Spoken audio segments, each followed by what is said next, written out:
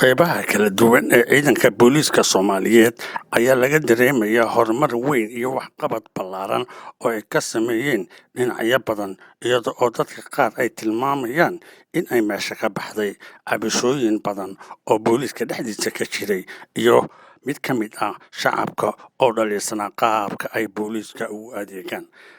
Qaar ka mid ah dadkan ku nool magaalada Muqdisho oo ku qaxweynayay horumarka isa soo taraya iyo sida wanaagsan ee waqtigan ay dadweynaha Soomaaliyeed ugu adeegayaan booliiska xilliyada qaar laga qaylin jiray eedo badana loo soo jeedin jiray. Cabashadan meesha ka baxday iyo hantan soo ifbaxaysa ee waxqabadka booliiska ayaa lala xiriirinayaa taliyaha cusub ee booliiska Soomaaliyeed ee haatan xilka haya muddo aad u kooban, kaasoo la dagaalamay musuqmaasuq la sheegay in uu ahaa mid sii baahayay.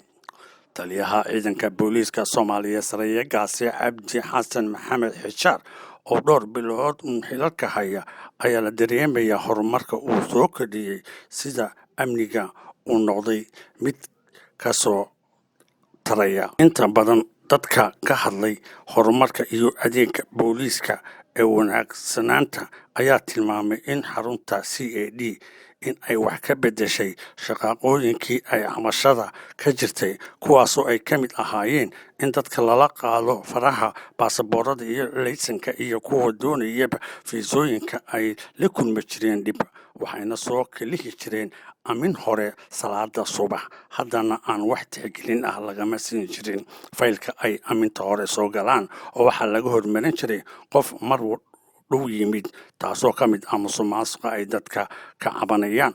Waxaana meesha laga saaray arrimahaas iyo kuwo kale oo dhibaato ka hayay dadka iyada oo haatan la tixgeliyo oo keliya sida ay u soo kala horeeyaan. Isagoo ka hadlaya taliyaha ciidanka booliiska Soomaaliyeed Saraakiil Cabdi Xasan Maxamed Xijaar wuxuu yidhi waxaa mahad ilaahay ah arrintan CID-da oo ah muraayadda dalka ama booliiska Soomaaliyeed. CID-da horena waan u sheegay iyo kulliyadda akademiyada Kaahiya iyo booliisku waa isku sumcad. Booliiska saddexdaas lagu yaqaan ugu magac weyn. Marka anigoo taa ka duulaya waxaan ka bilaabay qaybta faraha ee muxuu ahaa CID-da. weli waxa ay dhiman qaybo badan oo aanan taaban, laakiin qaybatan markaan arkay dad tiradiisu 400 dhaafayso, markaan arkay ciriiriga iyo waqtiga ay yimaadaan, markaan arkay qolalka ay ku jiraan, markaan arkay qalabka ay ku shaqaynayaan, markaasaan waxaan go'aamiyey inaan 7 beri la sugi karin, 2 wiigna la sugi karin markaan ka howlgallo. Ilaahay mahadiis dhulkaan oo dhul bannaan oo weyn ahaa oo markaa reero iyo carruuro iyo lagu korinayo dad badan deganaa ayaan danta guud awgood looga saaray. aad iyo aad baan dadka xanuunkooda u dareemayaa markaan ka saarayay. ma dhisnayn, waxaana waa burbursanaayeen, sandaqaday ahaayeen, dad badan baa waxay leeyihiin carruur iyo agoon iyo dad baa halka ku nool, laakiin danta guud baa ka weyn. waase dareemaya xanuun inuu jiro.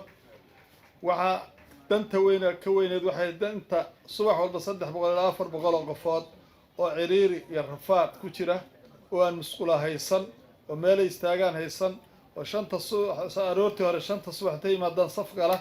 markaas ay ila noqotay inaan dadkii halka ka saaro. waxaan aad mahad celinayaa inuu idin sheegayaa hawshaas hawlaan qabtay maalin cusub oo meesha ku soo biiray baan ahaa. waxaa fuliyey saraakiisha booliiska Soomaaliyeed oo ay ugu horeyso taliya-xigeenka Zaki. iyo xaqa la eega ayaa ah mid keliya ee dalkeena aan dhibaatada kaga saari karno, waxaana qof walba lagu gudboon in dhinaciisa ka ilaaliyo sharciga si ay u kala daba tagno dalalka ina dhaafay inta aynu ku jirnay burburka ay sababta u ahayd qabyaaladda musuqmaasuqa in la tegay ee muddada dheer aan ku jirnay. Maxamuud Dhaqane Nuur, Gacmo Dheere, Hubaal TV 1, Muqdisho.